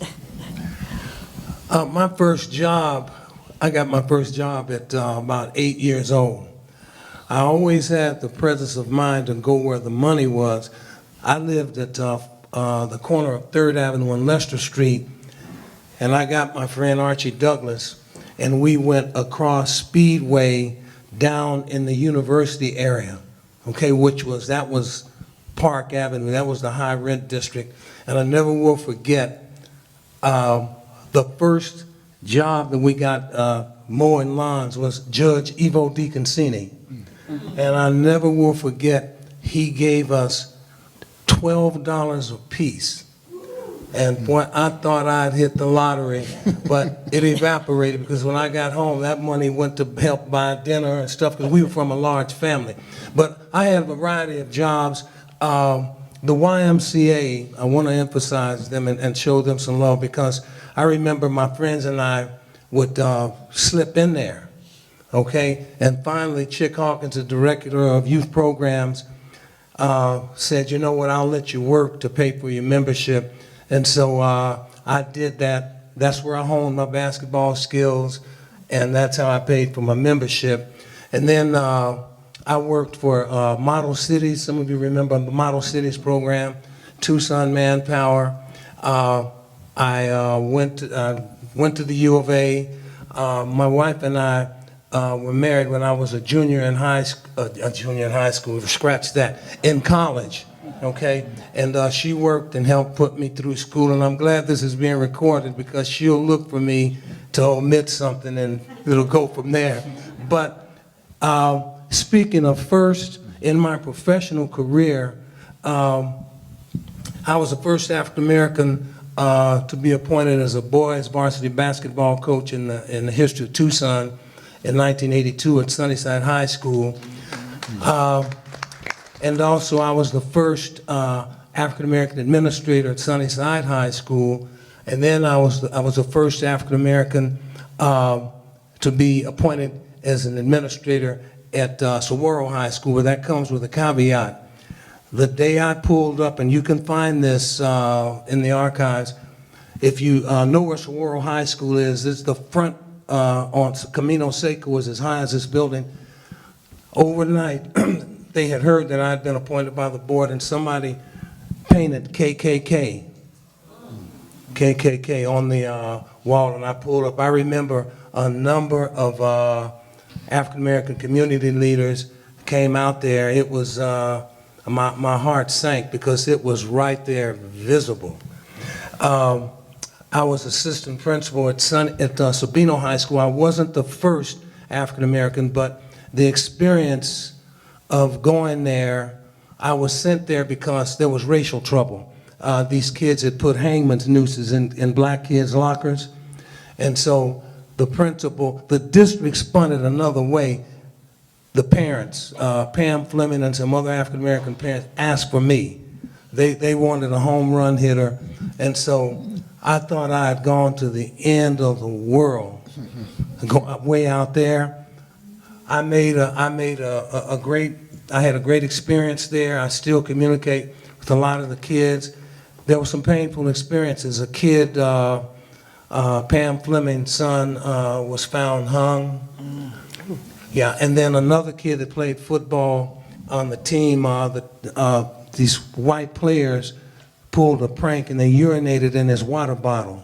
And he drank that. And I had to be the person to stop these parents from riding out there. So I had a great career. Presently, I'm vice president of the Pima County Sports Hall of Fame. So it's been a great career, and I'm honored to be here with these pioneers today on this panel. Thank you, Delano. Robin. My first job was with Chuck Ford's second wife, Doris Ford. She was a psychologist, and I think I was about 8. And she asked me to evaluate a textbook. I think it was a math textbook that she was developing.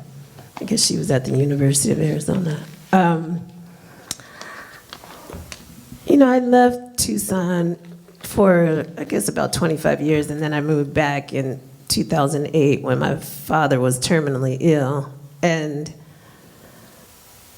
it was through a relationship, someone that used to work at the Urban League for my mother. She found out I was back in Tucson, and she asked me to come work with her at the county to write grants. And I'd never written a grant before, but it was sort of serendipitous because I was living in Northern California, and something told me, I think I might be a good grant writer, but no one would hire me to do it. And so when I moved back to Tucson, Dorothy Harmon, she still works at the county, she took me to dinner and said, It was just when Barack Obama had been elected, so the county had a 4-county Southern Arizona partnership. It was Pima, Cochise, Santa Cruz, and Yuma County, and they had gotten a Bush initiative, and it was STEM money, so they had all this money to spend they had $7 million that they supposedly had 3 years to spend, but when Barack Obama got elected, he decided he was interested in clean energy and green jobs, and so the county was told they had to spend that money in a year. So Dorothy said, can you come write the grants? And while I managed this spend down, because that was a lot.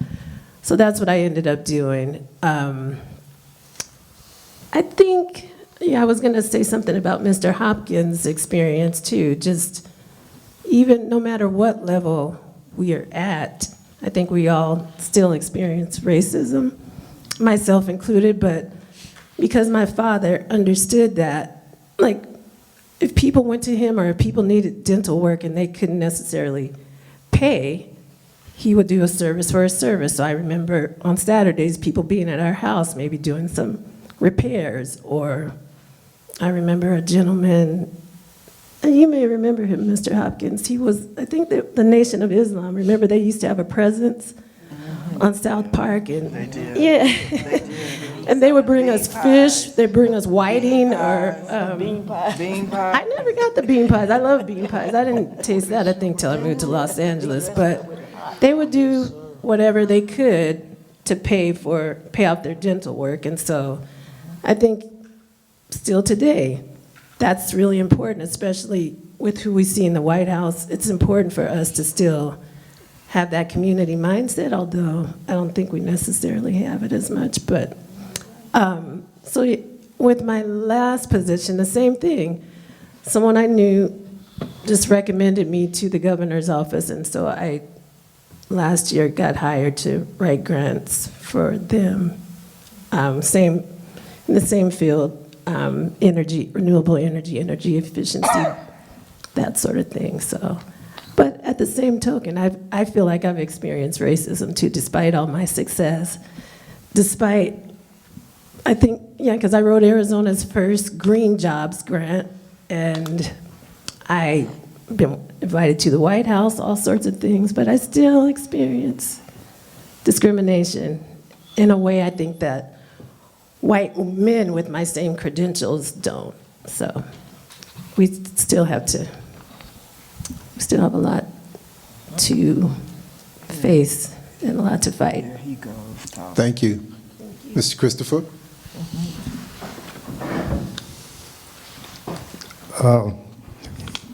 Let's see. Actually, the jobs that I took on as a kid motivated me to go to school and get a higher education. Back when I was in high school, one of the first jobs that I actually got paid for was chopping and picking cotton. We'd get up 4 o'clock in the morning, drive to Marana. My dad was a contractor, so he'd take about 30 people out, and they called them hands, H-A-N-D-S, and we'd go along 29th Street picking up these people, take them to Marana, and work 10 hours for $6 a day. And somewhere down the line, we got $6.50, and my dad gave us the 50 cents and kept the $6. And out of that 50 cents a day, we had to save it, buy our school clothes and books. And that was a couple of years before I graduated.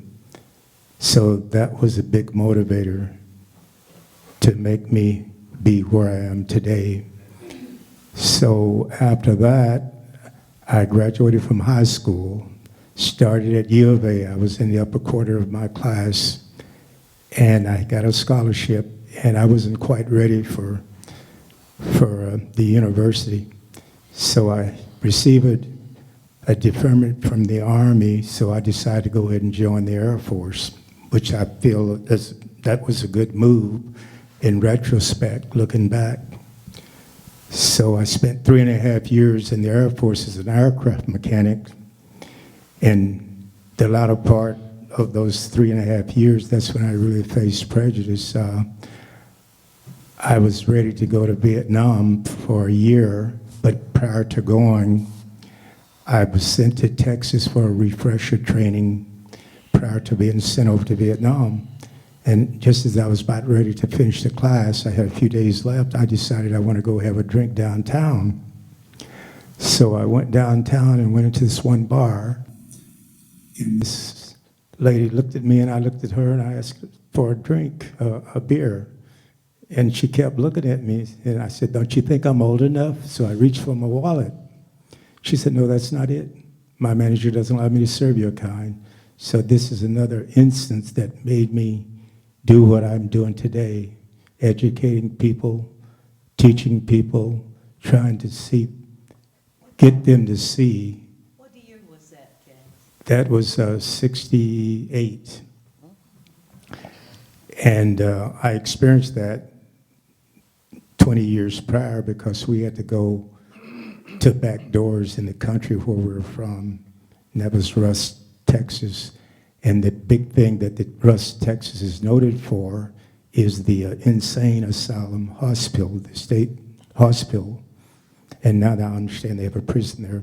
But getting back to the story, so I went ahead and did the year in Vietnam, and being that the war was winding down, I got early out by half a year.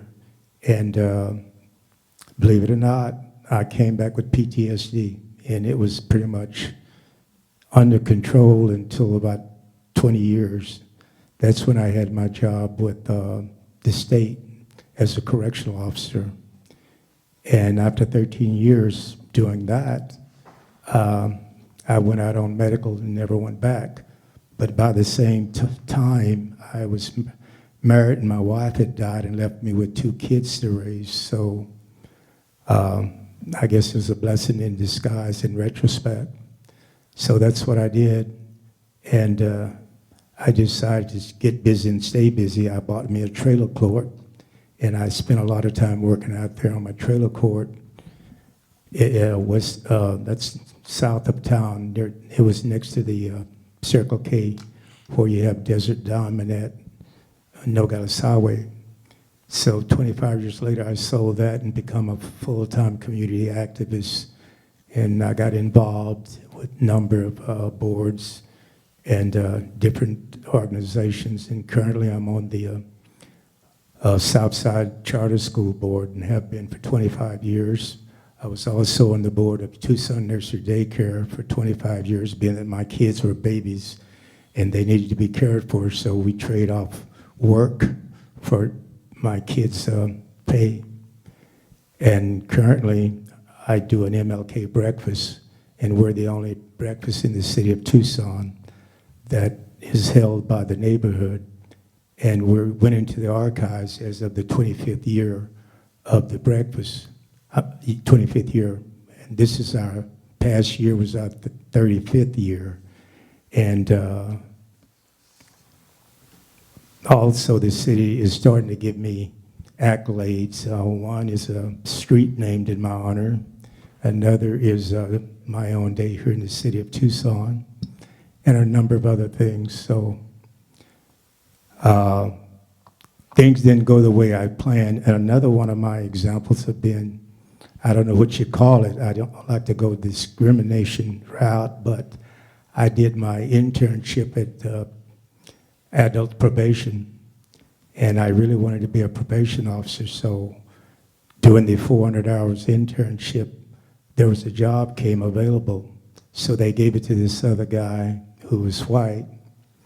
And to show you how they go out of their way to make things happen when you're dealing with the other color, he couldn't supervise the inmates on the street. So they put him at the jail and let him supervise the jails, inmates that were contained at the jail. And that was just taking care of their personal needs. When they had to go to court, they would call the loved ones to bring some clothing and stuff so they look good going to court. So I was hurt by that, so I finished up college and went to California thinking I can get a job in probation, and I was pulled aside once I got there, told don't expect to get some of the gravy jobs coming from out of town. So I spent 3 years out there in California and worked my way back to Tucson, and that's when I got into the state job, the correction job. And that, as I said, that lasted 13 years, and then I just started doing things for kids, and that's what I've been doing ever since, and continue to do that today. Thank you. Barbara? Okay. My first job in Tucson was when I think I was 17 years old. And there was a man here named Mr. Hall, and he opened a little grocery store on a mountain, but there was another, the building was like two places in one. So he had a spoiled son named Sylvester, and Sylvester talked his father into, Sylvester and I had talked about doing this, talked his father into outfitting that other part of the building into a snack bar, and Sylvester and I would run it. And we were 17. And that's my first job, and we ran that all summer. It was crazy. It was really crazy. But it was good, and we did hamburgers and shakes and stuff. So that's my first job, and that was 2 minutes. Now, my parents didn't want me to work, especially my father, but I wanted my own money, especially when I was at U of A and in nursing school. So I guess 1 year into nursing school, St. Mary's, I went there to see for a job. They let me scrub in, with Dr. Thompson's the dentist. Thomas, I think his name was Thomas. With not just him, they let me scrub in with white doctors too. I was scrubbing in, assisting with childbirth, with deliveries. And I really did, but I learned, and I did that. But I only did it for a little while because my father thought, you're not going to finish school if you work. I don't know. That's just his thing. But, and then I left Tucson, and I worked for 45 years, I think, in Los Angeles, and we're not talking about Los Angeles, so I'm not going to tell you about that. But I returned to Tucson in 1999, and I think that woman sitting back there that interrupted me a while ago hired me at the Tucson Urban League. Did she not? Did you not? Well, the leader said he wanted this to be a discussion. Oh, that's right. That's right. Sorry, I'm not gonna. I'm just saying this. Okay. So Bertie was vice president of the Urban League, and she hired me. And when I returned to Tucson in 1999, and I remained at admin at the Urban League until 2014. So. Those were great work experiences. Thank you, Annie. Annie? Thanks for being down there. Well, as I told you before, I came here in 1973. However, as a child, I was like 9. My grandmother and grandfather lived with us. We had 9 kids in our family, and our grandmother and grandfather. We were all living together. And so the trucks in Kansas, they grow everything in Kansas, So my grandfather decided to take me and my sister to the radish fields.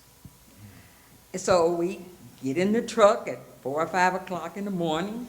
I was 9, I think maybe she was 10. And we go out to Turner, Kansas, where all of these farms are.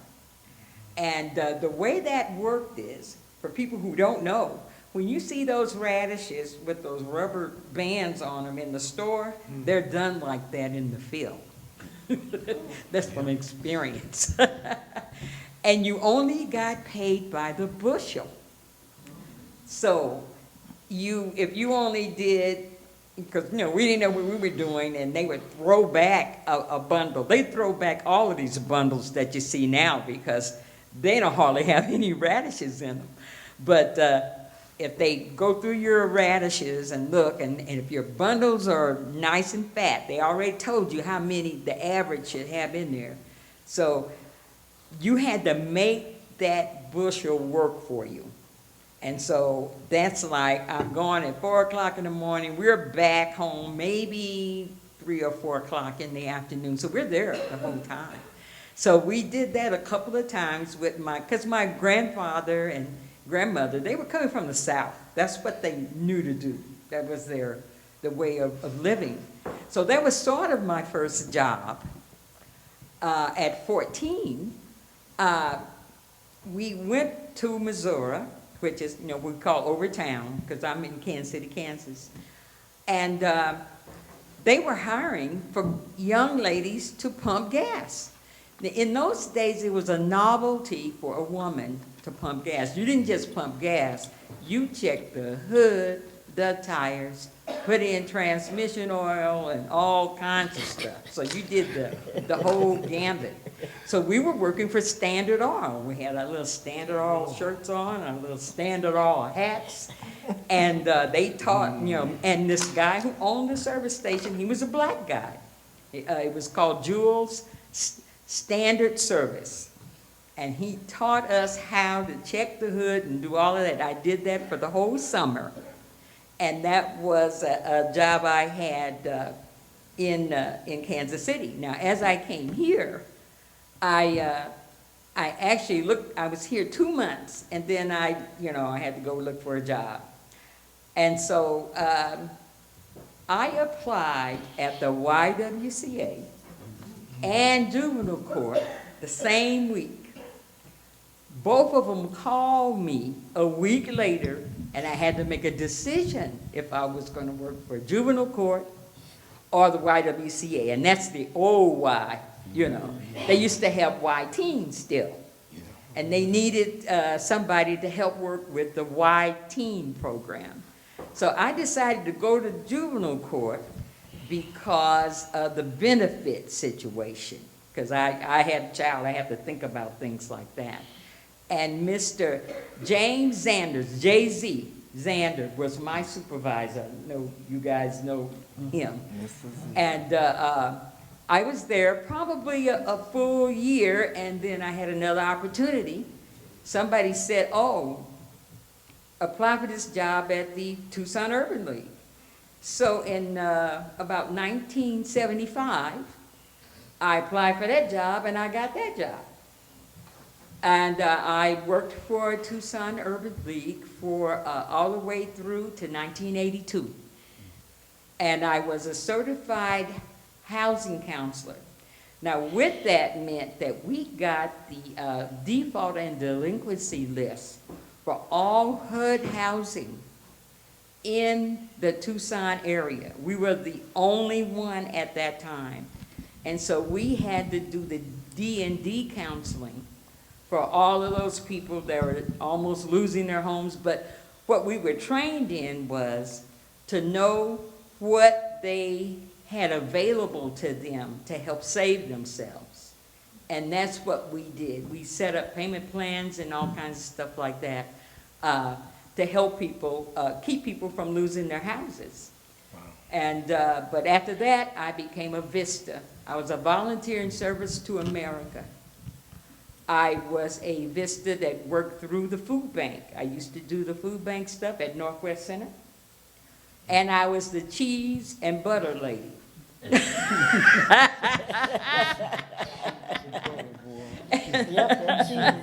So a part of that, I did the daily food bank stuff, and then I do the big monthly stand in the line to get that cheese and get that butter. So I ran that. And then they sent me to another assignment, and I worked with refugees. I worked with the refugees of kids that were coming here from Vietnam. So they were, those kids now, they said, the kids came and the parents not there. Well, that was what was happening with the Asian population back in those days. And that was through Catholic Social Services. So I did that work, and I also set up 501(c) organizations for like the people from Cambodia, Angola, all of those. So I would help them set those up, and also set up the interpretation, because the courts needed them to be interpreters. So I got with the courts and I set it up to where I had all these people, those who were speaking English and whatever, and most of those people were speaking 3 languages. You know, if you were coming from Vietnam, you were speaking like French and all kinds of stuff, because you had been taken over by so many different Colonization. Yeah, and so they all knew how to do it. So I set that up, and that was my last assignment was I was at Arizona Correctional Release Center, which was out here on off of 22nd. And I was to find housing for prisoners who were being released. A lot of these guys, which would be older, they were older men, they had been in been in prison for a long time. Wow. And in those days, it was not against the rule for you to get into public housing. So I was able to get a number of those older men into various housing situations. Wow. And that was my early job experience. Then I retired from the city of Tucson. Thank you, thank you. Now, this has been very impactful, you know, hearing the stories that you've been able to share. We have tons more questions, but we really can't get into it because we're running down on time. I want to see if anybody in the audience has any questions they'd like to pose to the panelists, and then I'll pass it on to the panelists just to share one last sentence as we end. Any questions that folks want to present or ask any of the panelists at this moment? No, don't ask. Okay. So what I want to do is ask each panelist as we wrap up is to share, you know, one lasting experience that you want to pass on to the community itself. Some of you also may have had contact with Dr. Laura Banks-Reed. If you have a story you want to share, you can do that. But what is one lasting experience growing up or living in Tucson that you'd like to pass on to folks at this time? And anyone can start first. You want to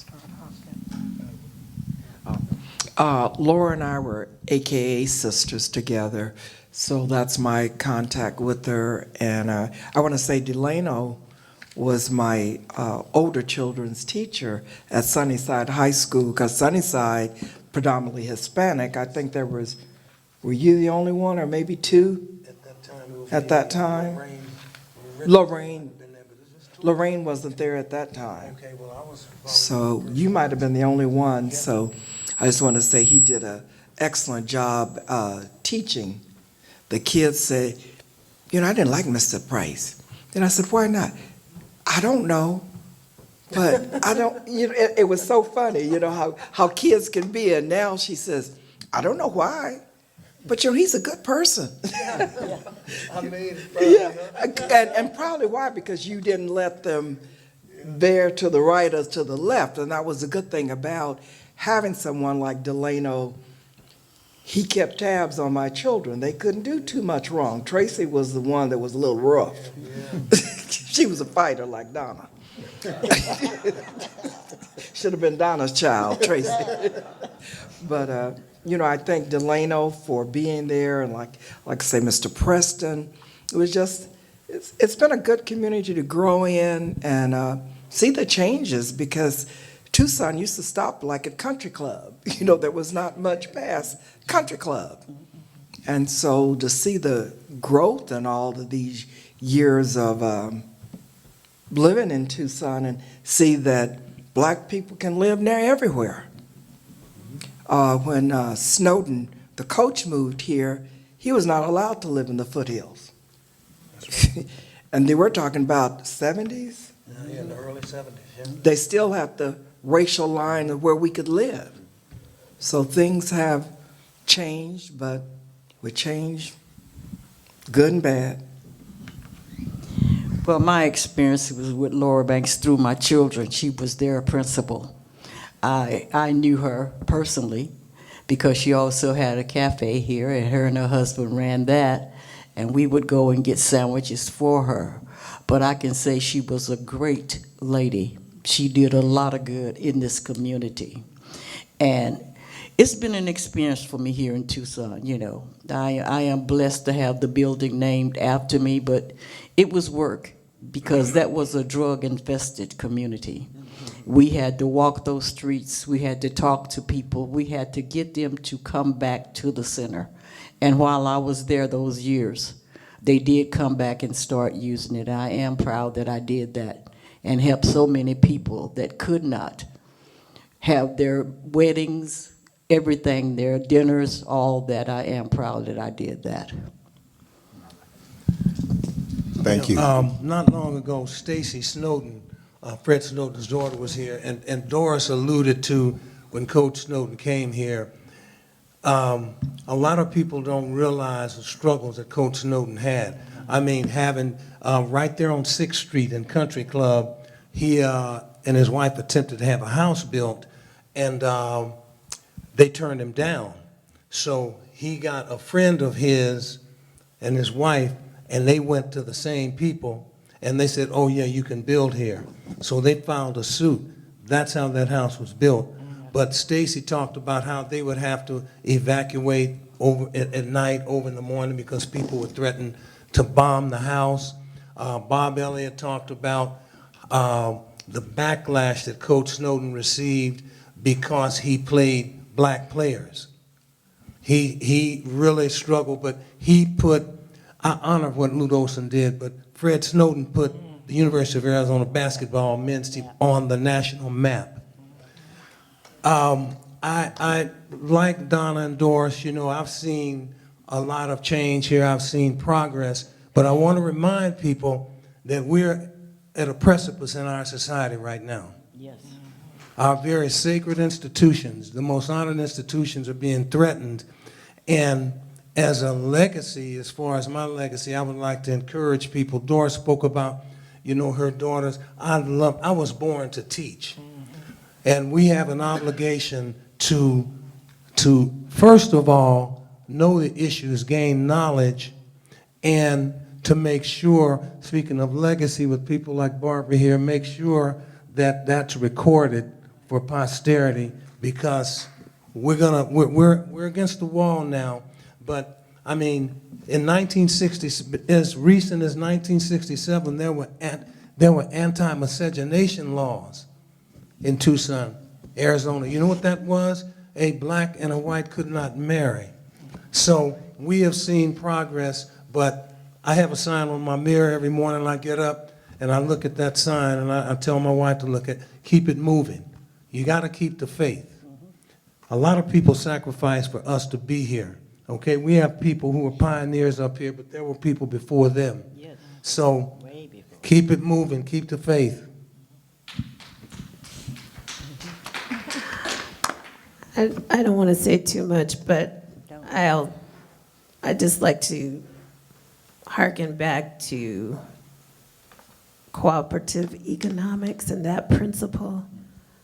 And even before our ancestors were freed from slavery, if people had a certain skill, blacksmiths, carpenters, they could make a little money when they weren't working for the slave master, and they could save.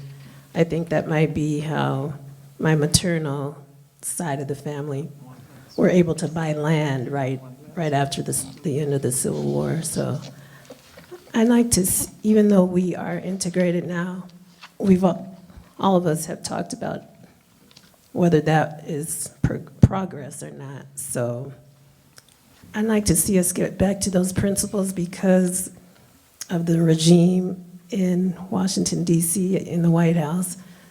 We're going to have to if we want to see our communities continue to thrive and grow, right? So, thank you. Thank you, Mr. Christopher. I guess my thing is that I look at the breakfast that we do every year, and as I indicated earlier, that we've been doing it for 35 years, and I've been the chair for the last 30 years. And most of the people up here and some of you out there have attended the breakfast. And the purpose of that is to honor Dr. King, keep his dream alive, which is fair and equal treatment to one and all. And also we raise money to help our kids from kindergarten to high school get their bearings so they can move forward, perhaps college, get some kind of training to help them become a productive citizen. And we pretty much have done that, and as you can see from 35 years to today, what has happened with our leaders out there. We've helped get it, black leaders elected. I won't go naming all of what we've done, but we've had a hand in it, and you guys that have attended the breakfast through your donation time and support have helped us likewise, and we're keeping that going, and I'm about ready to step down, but we're trying to get the youth involved, and we have been quite successful at that particular breakfast, and it's held in the community, and I just might finish by saying what we do with the kids, we try to tune them in to get more involved in the community by getting them involved, such as helping us with the breakfast, helping clean up the neighborhood, graffiti abatement, and so forth, and have them write us a letter, and they can state what they want to do and how much money they need, and we vote on it and give them the money, and we give a little money to a lot of kids rather than a lot of money to a few kids. So that has been a success, such as trips out of town, Washington, D.C., California, Disneyland, Script Institute, science projects. We step up and help schools, individuals, and so forth. So that has gone quite well, and it's continued to do well. I would invite you and encourage you to come visit us and check us out. We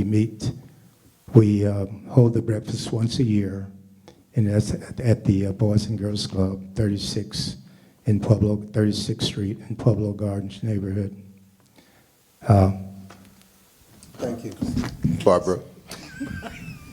It's just, I don't know what to say that hasn't been said, and a lot's been said that's been good, and, you know, I'm happy about it. As far as Tucson's concerned, what I've seen progress, and I've seen no progress. And just leaving here and coming back, and what my thoughts would be. One thing I will say, and I've always said, and I don't know why it's not happening. So we're only 4%, or a little over, of the population. I just don't know why we don't have 4% or a little over of the representation, and that always bothers me. And I think it's up to us to do that, and I don't think, that's one of the things I don't think we quite support or push. That's all. But I love my city, you know, and I'm here. So thank you. Thank you. Annie?